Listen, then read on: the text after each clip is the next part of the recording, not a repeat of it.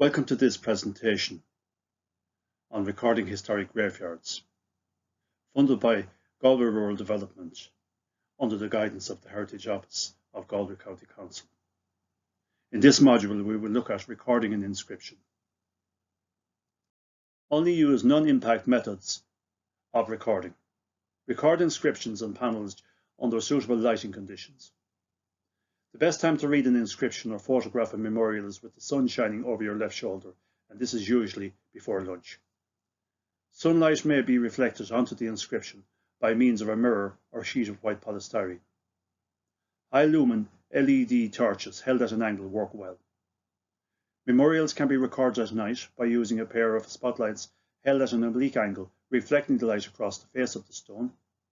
Do not use sandblasters, wire brushes, or any abrasive chemical cleaning agents. Photogrammetry, a new technique, has the capability of reading through lichen and other cover. Take a rubbing using white paper or cloth with a wax crayon. This will bring out the artwork and inscription, but should only be done once.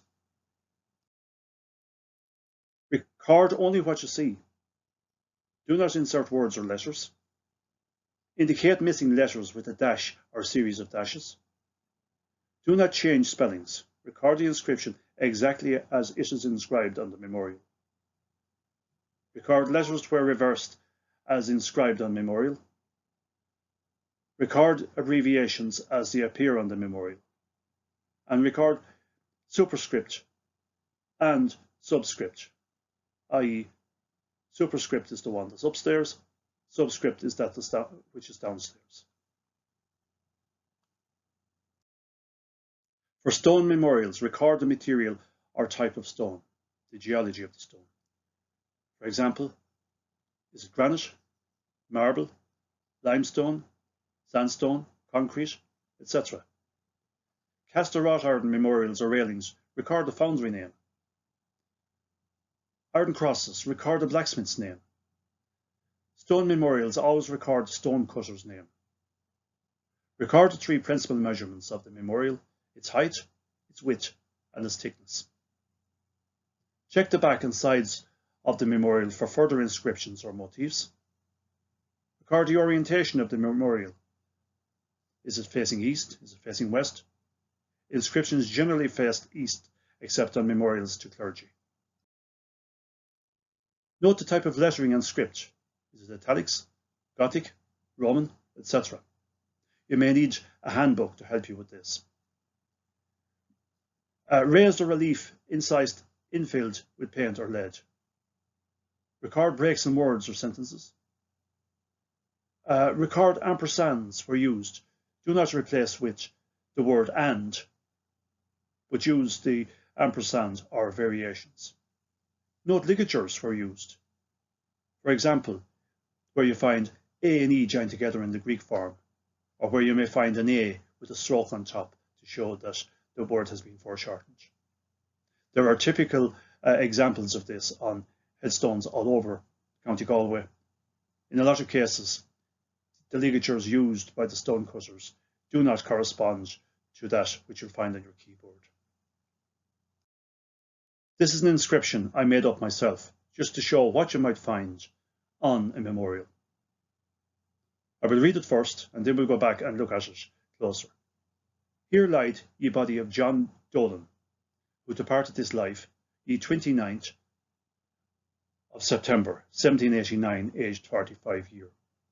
Here lied also in the same tomb his wife Honoria, alias Costello, who departed this life January 1820. This monument was erected for them and their posterity by their sons Thomas and James Dolan. Now, if we go back and look at that closer, we'll see that there are different little anomalies and shortcuts taken in how the text is actually inscribed. Here lieth, L-I-E-T-H, ye, body of John Dolan, Dolan spelt D-O-L-A-N-E, who departed. In this case, departed is foreshortened down to G-E-P-D. Ye 29th, 29th. September is shown as 7BR. Sometimes you find instances of this type of shortcut. October similarly could be 8 or Oct, October 8BR. 1789, aged 45 YR. Here lieth also with an E on the end of it, ALSOE, in the same tomb, TOMBE, his wife Honoria, alias Costello. In this case, alias simply means knee, or gives her former maiden name. This is common on 18th and early 19th century memorials. Costello in this instance is spelled differently to what you normally find as spelled COSTILLO, who departed this life January, GANRY, with the RY in superscript or upstairs, 1820. This monument, and in this instance monument is broken after the M with a pair of equal signs and carried on to the next line, was erected for them and their posterity. Their in this instance is spelled THEIRE. Posterity is a common term that's used in the 18th and early 19th century, really reflecting back on their families and their history and their pedigree. By their sons. In this instance, their is broken again, but the equal signs to show that the word is broken and carried across the next line is on the next line. So it begins the next sentence. Their sons, Thomas, THO with the S foreshortened for Thomas with the S upstairs, and James with the MS upstairs are in superscript. So you can see from this that you can get a lot of variations. You can get variations in spellings, variations in the way that the inscription is presented, but we must record it as we see it on the memorial. The memorial on the Egan Vault in Clonberne in North County Galway is very interesting. In the upper panel, we find that the INRI for Jesu Nazarene Rex Judaeum, or Jesus the Nazarene King of the Jews, has the N reversed. If we go down then to the sacred IHS monogram, we actually find that the S is reversed. This is common enough. We often find N's and S's reversed. There are two letters that are easily reversed. Also in this panel, we have a sun and a moon, or sol and lune in Latin. And in this instance, they're personified. In other words, they're given human faces. Beneath those, we have three hearts. The centermost one is inverted. Often where you find the heart inverted, it signifies death or loss. And the crossbar of the H itself, in this case, is actually in the form of an omega. So it's symbolic in the sense that it represents the beginning and the end, alpha and omega. Then the inscription itself is very interesting. First of all, it's very naively written.